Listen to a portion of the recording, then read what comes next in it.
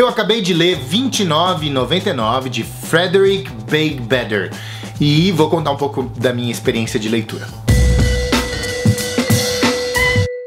O livro conta a história de um publicitário que está de saco cheio da própria carreira.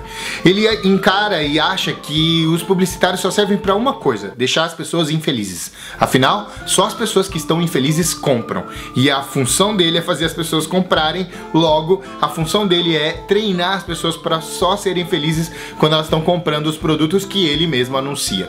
O livro vai nessa vibe de falar sobre os grandes anunciantes e não tem vergonha de falar sobre coisas do nosso mundo real, como as grandes marcas tipo Coca-Cola, McDonald's e etc. E o livro é todo cheio dessas referências, além de uma série de palavras que no mundo publicitário são muito comumente escritas em inglês, como budget, público-alvo é o target e todas essas coisas assim.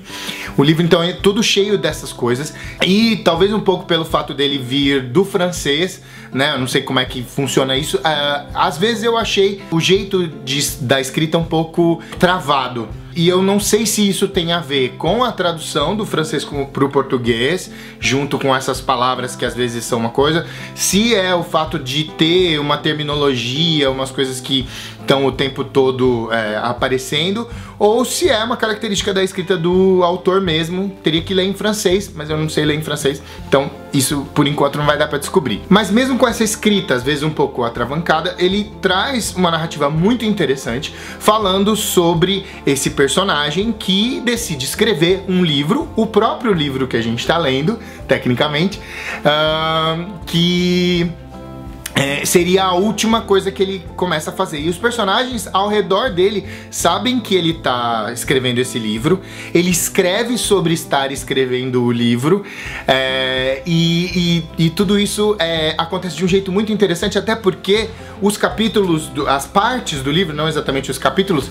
eles começam com número 1, eu, depois número 2, tu, depois ele, ela, e vão falando com a narrativa sendo contada no eu em primeira pessoa, no tu em segunda pessoa, então ele fala você está não sei aonde, nananana.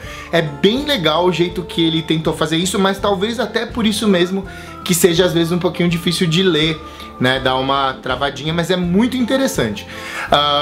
Na narrativa, esse personagem ele tem uma pessoa que ele gosta, essa mulher o deixou, e deixou com uma carta avisando que ele teria tido um filho com ela, mas que ela tá indo embora. E essa é uma das coisas que provoca ele também para ter uma narrativa quase suicida, e ele vai nessa direção autodestrutiva do início ao final do livro.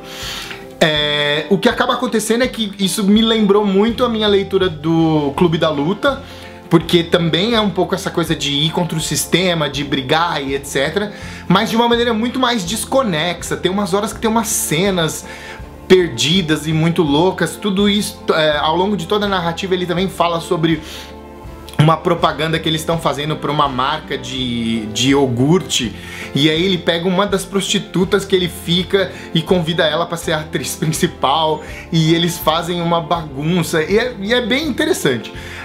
Para quem gosta desse tipo de narrativa onde muita coisa acontece, onde tudo é muito louco, você tem cenas cortadas assim e que não chegam exatamente a um final, e que você vai descobrindo os pedaços da narrativa principal, da história, né? A storyline, ela fica meio que perdida nessas várias cenas, como se fossem várias propagandas, várias cenas publicitárias mesmo.